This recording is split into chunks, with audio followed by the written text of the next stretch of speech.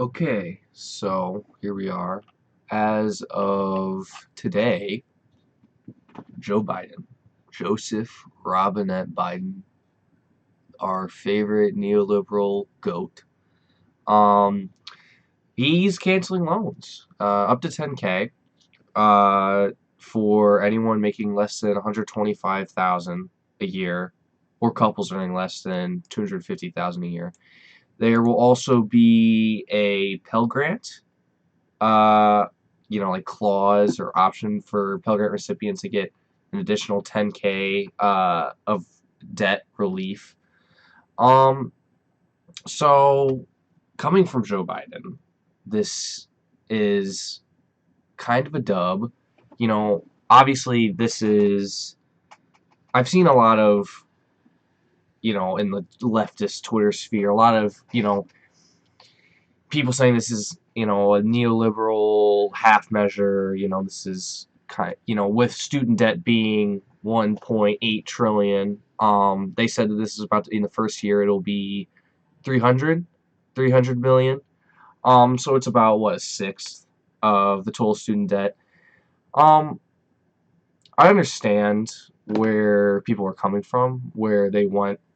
Obviously, I would be advocating for total debt cancellation, something similar to what Bernie Sanders would offer if he was somehow president. But obviously, we're not in that world, and we're stuck with Joe, unfortunately.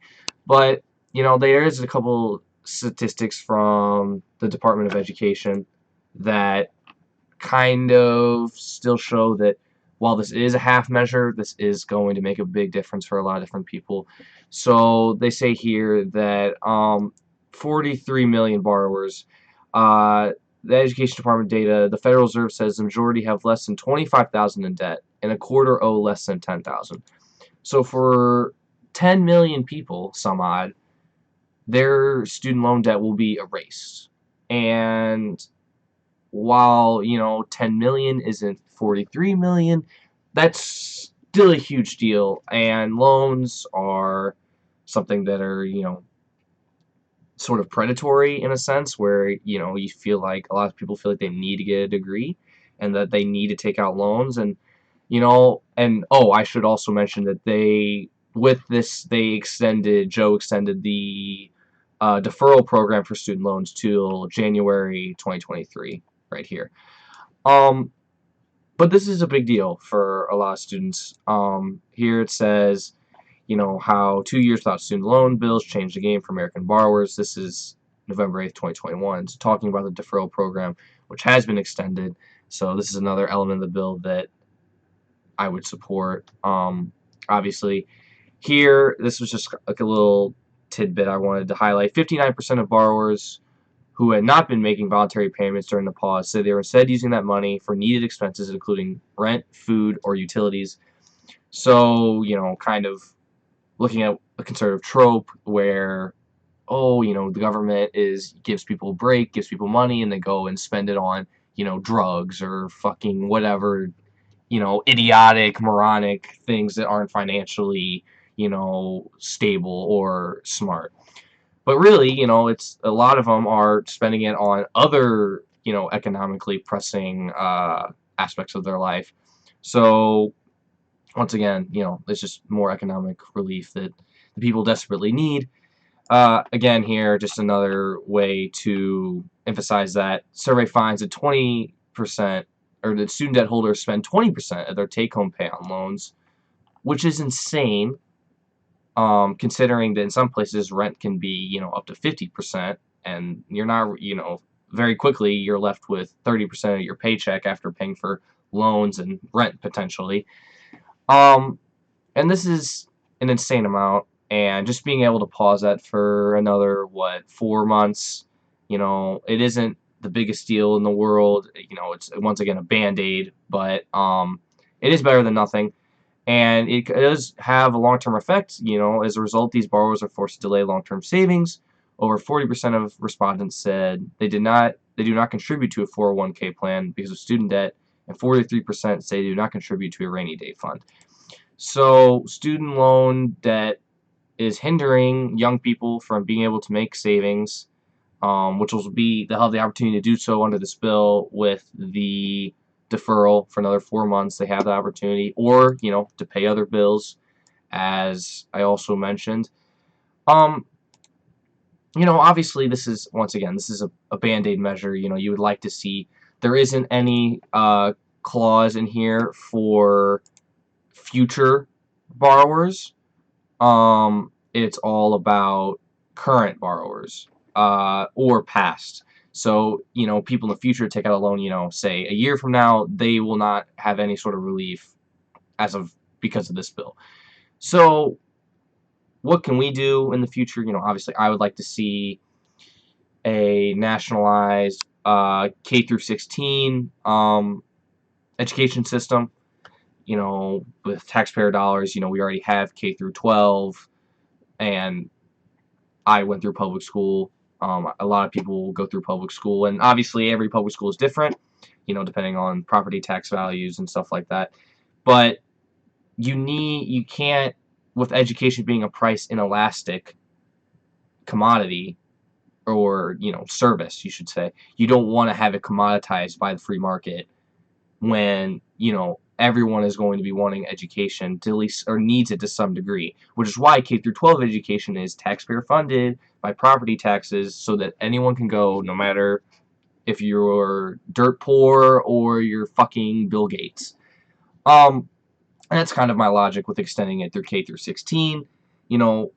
Having a degree of any kind is very crucial in today's economy, which is getting increasingly more competitive. And just to kind of look at that, it isn't, some sort of pipe dream. All these countries in blue are countries with, free tuition, granted, you have places like Kenya where, how impactful is that and how thorough is that program set out? I don't really know. But you have a place like Germany, not Germany, Germany, sorry, where they ended tuition in 2014, and now you basically pay some fees and for like public transit, but really you can get an education for free, and it's a win-win because they needed a highly trained workforce, and the people want jobs and people want education. So it's kind of an anomaly for the US to be as harsh on the working class in this element, in this realm, as they are, especially compared to our status and our wealth. Um, and this is kind of compounds with the fact that tuition in a lot of places didn't really exist in America.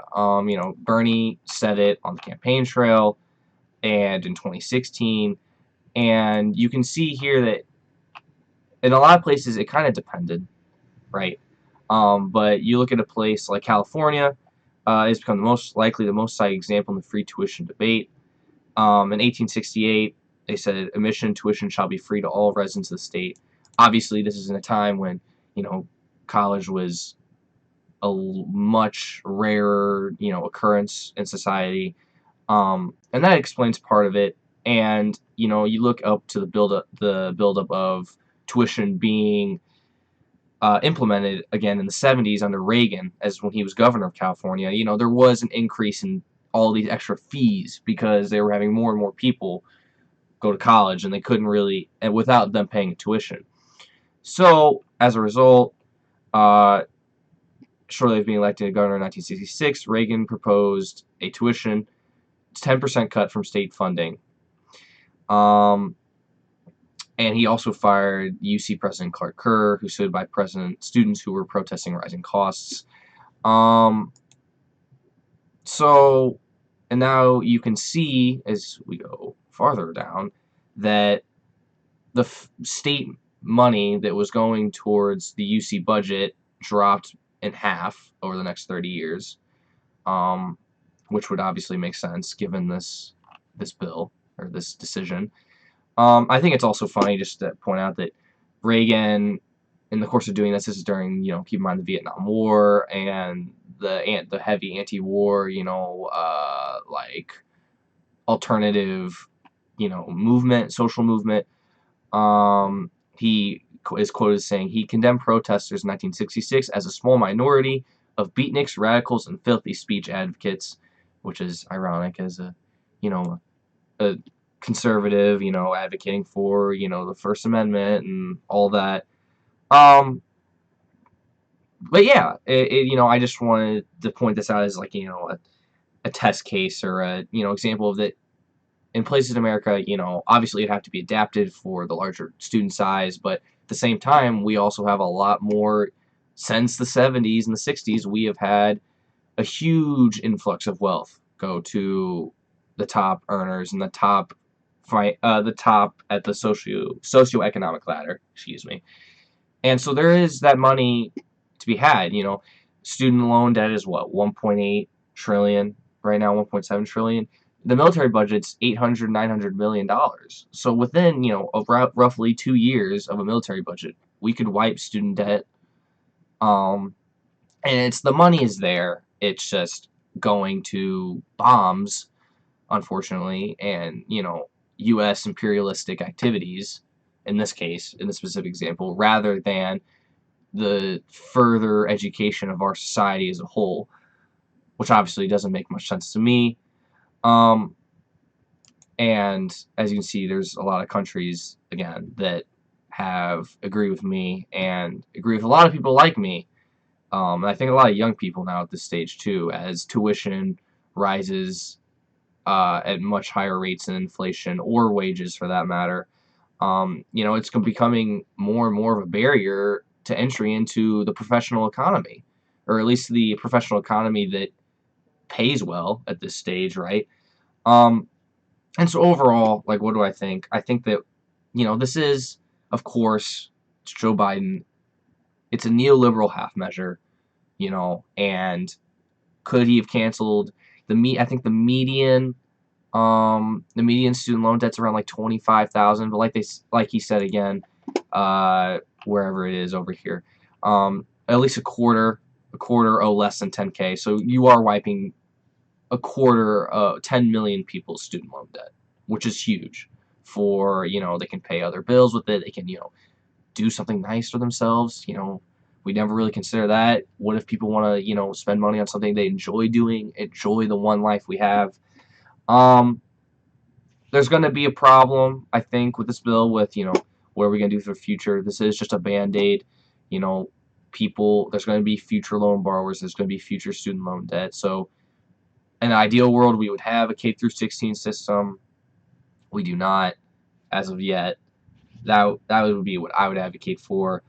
And also, in conjunction with that, if you had a mobilization of, like something like the Green New Deal or something in that same vein of ideology, where there's going to be, with the climate crisis, it's here, and there's going to be a lot of opportunity, and there's a lot of need for a mass societal mobilization of society, a mass social mobilization,